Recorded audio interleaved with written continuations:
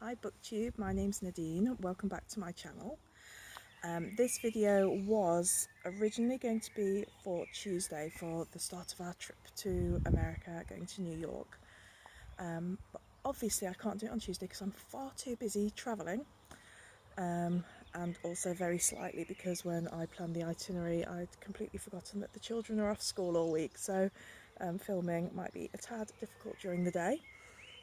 But they are tucked up in bed now, and we have had glorious weather the last few days here in England.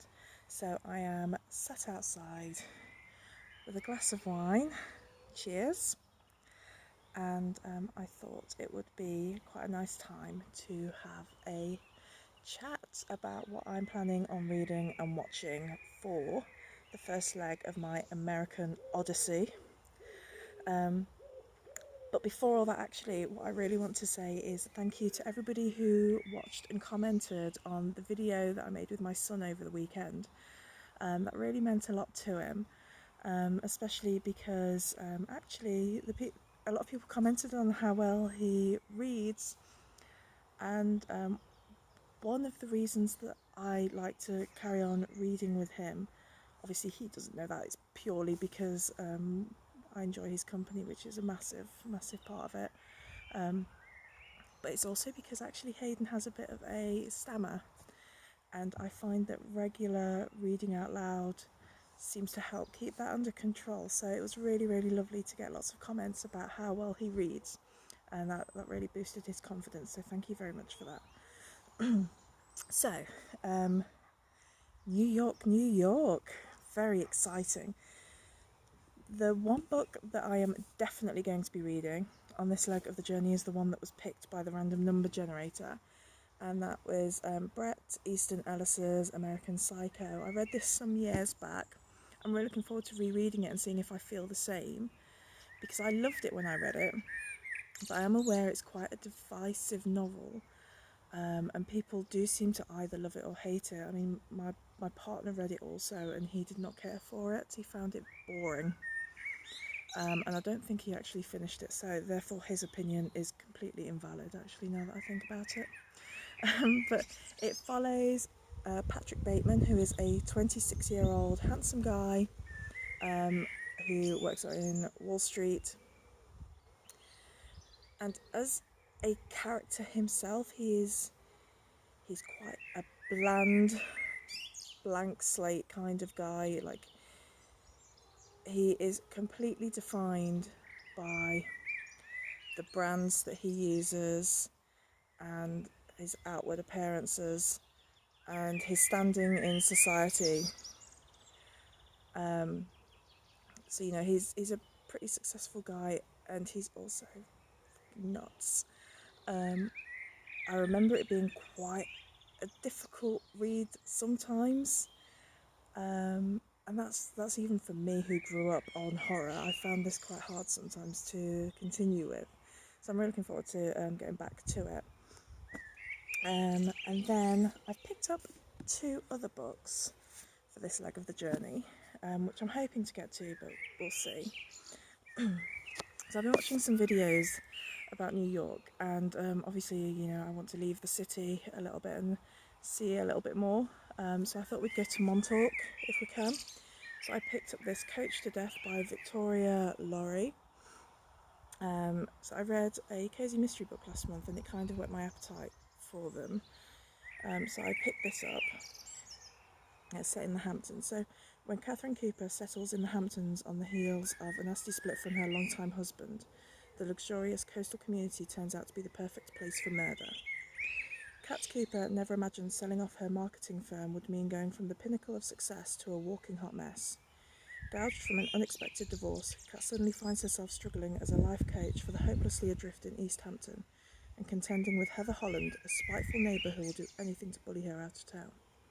But her second act may very well continue behind bars when Heather's dead body turns up next to a shattered punch bowl and Kat's pinned as the murderer.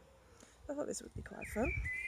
And then, don't you hate it when you buy a pre-owned book and you spend minutes looking for a decent edition and then they send you a movie tie-in? Got it. So I picked up Age of Innocence by Edith Wharton. I don't know what this is about, really, so let's see. Into the exquisite drawing rooms of New York society in the 1870s returns Ellen Asenka. Mysterious European, she is an object of rumour and speculation, and unusually in these select circles, the word divorce is whispered about her marriage to a rich Polish count. That's something crawling on me. To Newland Archer, tenderly in love with May Welland, Ellen's charming presence is a temptation and something to be resisted if he can.